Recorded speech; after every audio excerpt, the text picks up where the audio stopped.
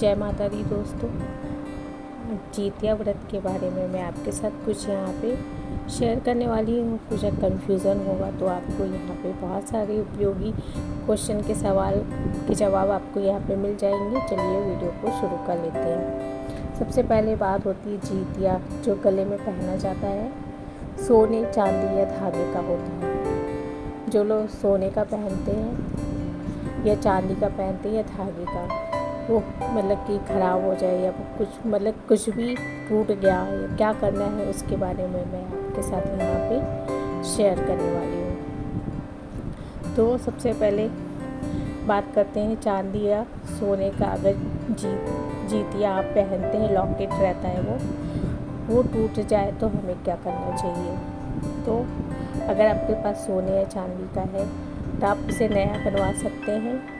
उसी में ही गोल्ड मिलवा के थोड़ा सा या उतने का ही आप बनवा सकते हैं, या उसको अगर आप बेचना चाहें तो बेच के, लेकिन जितिया ही बनाना पड़ेगा। इसके अलावा आप और कुछ नहीं लेंगे, गले का ही पहनना है। गले के अलावा आप उसके पैसे का और कुछ नहीं करेंगे, आपको जितिया ही बनाइए। या आप चेन बनवा सकते हैं गले के लिए, मतलब ये गले में पहनने के लिए ही कुछ बनवा सकते हैं। तो ये एक हो गया। दूसरा, मतलब जिनके पास क्षमता नहीं है वे धागे की जितिया बना सकते हैं। धागे का सबसे शुभ माना जाता है। धागे में जितनी संतानें होती हैं उतनी गांठें लगा के पहनी जाती हैं और गांठ उसको पहना जाता है। और कभी कभी ऐसा होता है बहुत सारी इकट्ठी हो जाती है, वो धागा ख़राब होने लगता है। तो हमें क्या करना चाहिए, तो आपको क्या करना है कि आपके पास जैसे बहुत पुराने रखे हुए हैं तो आप बहते हुए जल में उसको प्रभावित कर दीजिएगा। अभी जो व्रत आ रहा है 5 अक्टूबर से जो शुरू हो रहा है जितिया, तो आप क्या करिएगा, आप नया धारण कर लीजिएगा और वो बाकी जो पुराने हैं आप बहते हुए जल में प्रभावित कर सकते हैं या गमले में मिट्टी में दबा सकते हैं। तो आप इधर उधर मत फेंकिएगा, क्योंकि ये पूजा का है। आपके पुत्रों के लिए ये व्रत किया जाता है, संतान के लिए व्रत होता है। तो आपको इधर उधर फेंकना नहीं है। पूजा का वैसे भी कोई भी सामान इधर उधर फेंका नहीं जाता है।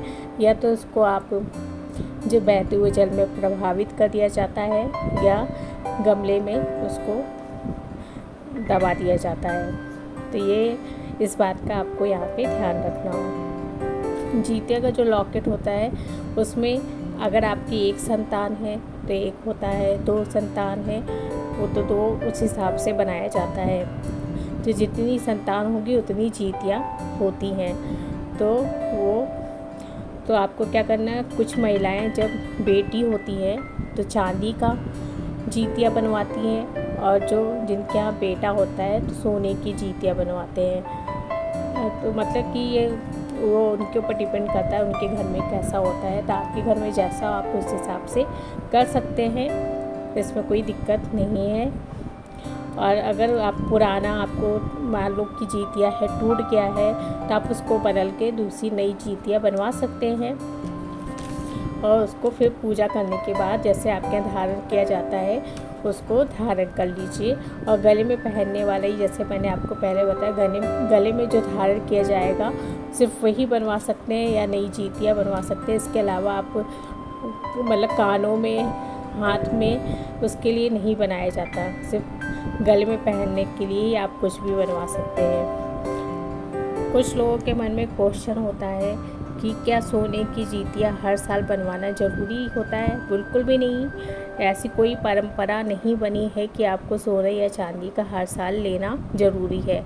आप उसको साफ़ करके भी गंगा जल से स्वच्छ कर लीजिए और उसे पूजा स्थान पे रख के उसकी पूजा कर सकती है, जैसे आपके यहाँ पूजा होती है।